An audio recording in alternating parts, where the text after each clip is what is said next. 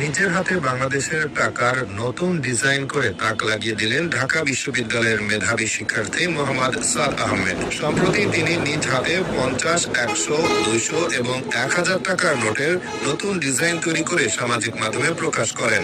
তার তৈরি এসব ডিজাইন রীতিমতো আলোচনার ঝড় তুলেছে। নতুন টাকার নোটগুলোতে রয়েছে আধুনিক ইউরোপীয় শৈলীর ছোঁয়া, সূক্ষ্ম নিখুঁত কারুকাজ এবং দৃষ্টিনন্দন রঙের ব্যবহার।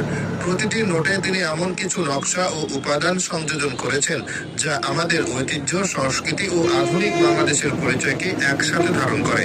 নোটগুলো দেখতে এতটাই নান্দনিক যে অনেকেই প্রথম দেখাতেই মুগ্ধ হয়ে গেছেন। এই শিক্ষার্থীর সৃজনশীলতা প্রমাণ করে আমাদের দেশের তরুণ প্রজন্ম শুধু মেধাবী নয়, বরং শিল্প ও ডিজাইনের ক্ষেত্রেও আন্তর্জাতিক মানের কাজ করার সক্ষমতা রাখে। অনেকে ইতিমধ্যে দাবি তুলেছেন এমন ডিজাইন বাস্তব অর্থনীতিতেও বিবেচনায় আনা উচিত। আরো বিস্ময়ের বিষয় হলো এসব টাকার নোটে